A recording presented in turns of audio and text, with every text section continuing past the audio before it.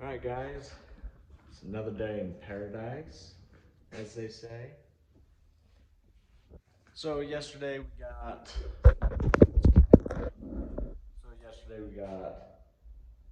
control arms on, humps chained, all the underneath welded. Um, Before we throw the body on, I'm going to heat and fold these A-arms down, and then heat the A-arm straps.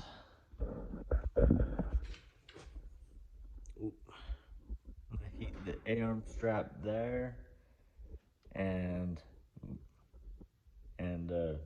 try to fill this void behind the bumper bracket. And then behind the A-arm, we're going to place it up high and just barely grab that. But we're going to heat and beat both sides. And then once my dad gets here, he'll be here in like just a little bit, 20 minutes.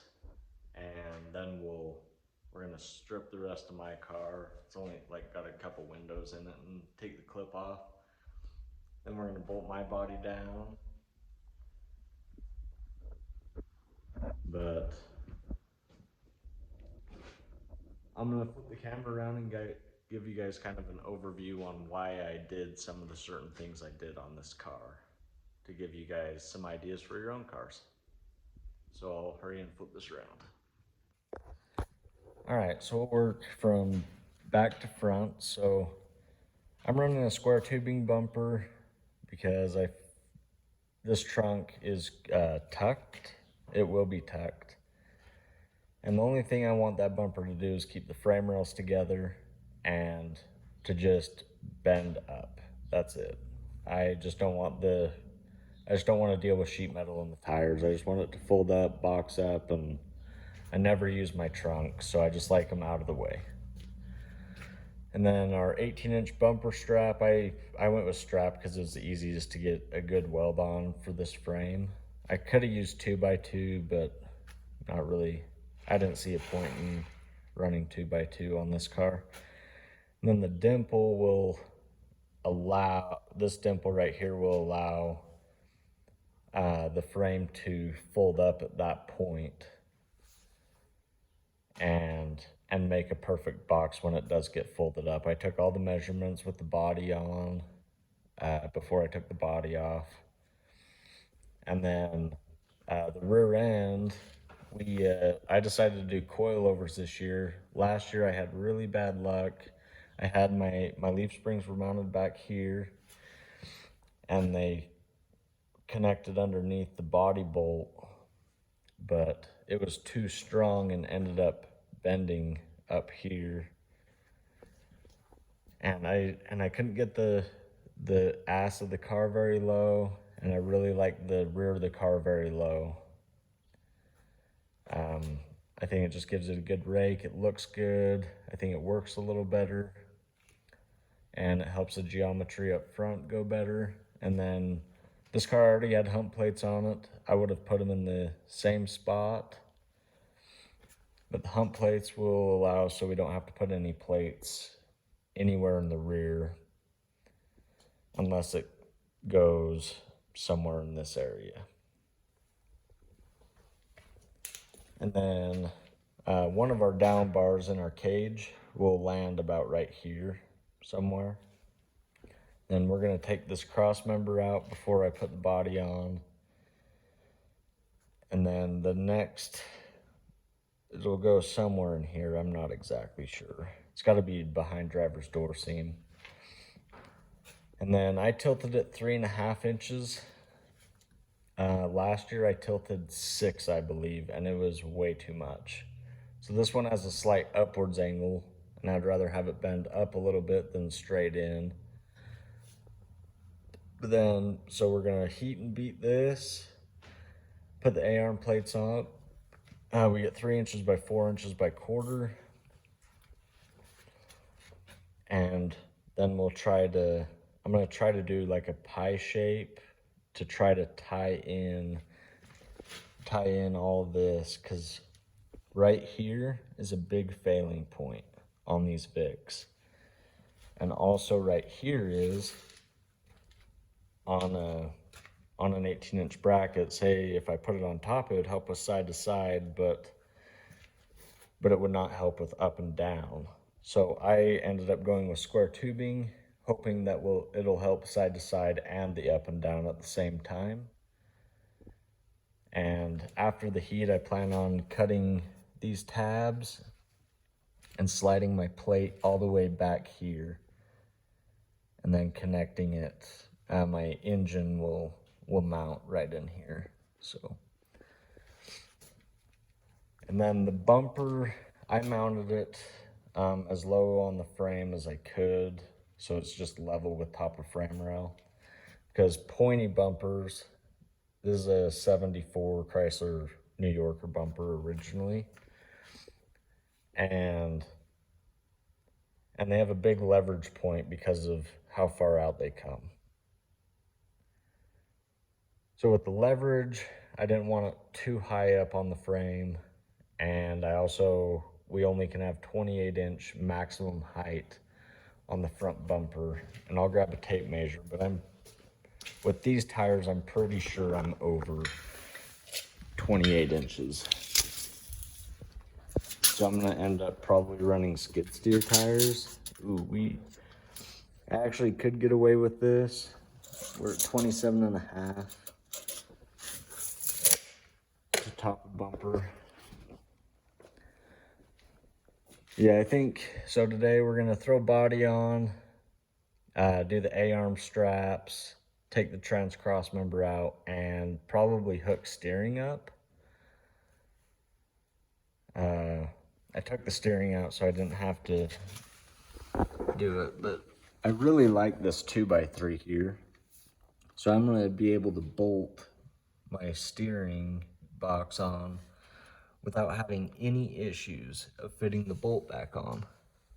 And a lot of guys run the 4-inch wide strap. I did it last year, and it's too tall, so you have to trim it out, and you lose a lot of strength in the steel when you do that. So that's why I went with this. Should help with up and down, should help with side to side, as long as I can get this all tied in really well, because this will be the next failing point. Because right here, we get to be within, I believe, 2 inches of the back of the A-arm. So I'm gonna cut this little tab thing and put my kicker right up against it. And I believe we can have 4 or 6 inches of the kicker on the frame. But I'm gonna have to read into that rule a little more. And then we did Moog uppers. I kept the stock lowers and just welded them in. They fit into the ski spindles. And then once we do the steering, I'll go back through, put cotter pins back through everything instead of jumping around. But so I'll throw you guys on the time lapse. I'm gonna heat and beat these A-arms down because it'll be a pain with the body on. But yeah, stay tuned. It's gonna be a productive day. We'll have both bodies on. We'll probably end up just leaving both cars in the shop and hooking up the extension cord and just dragging the welder back and forth for now until we put motors in. But yeah, let me know what you guys think. I'm always down for opinions and any help, really. This is only the 3rd Vic I've ever built. It's the second 98-202 I built. First one I built was a box Vic, and it actually did pretty well. But I'll throw you guys on a time lapse and let you guys watch me do this.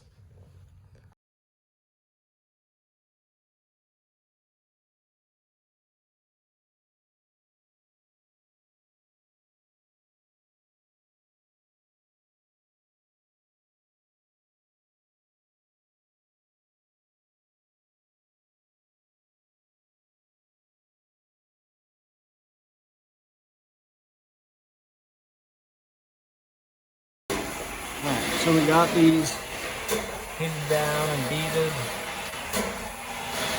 Now we're gonna do the A-arm straps here and here on both sides. So I'm gonna go cut those and then I'll put you guys on a time lapse when I'm welding them on.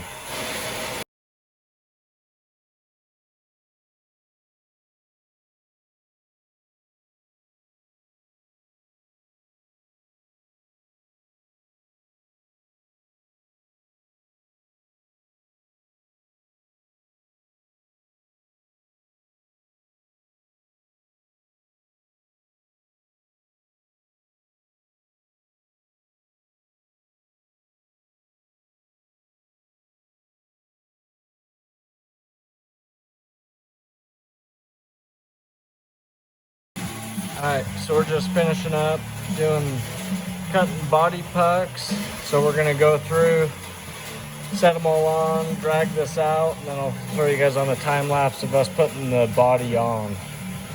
So stay tuned, it's gonna look sweet.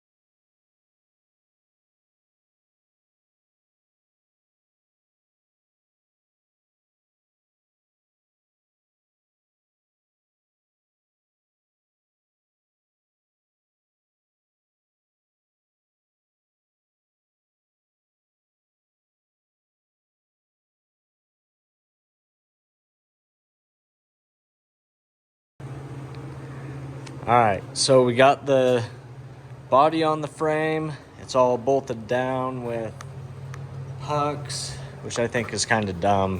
I've never seen any rules with 80s and newer needing body pucks, but so we got body's all the way on.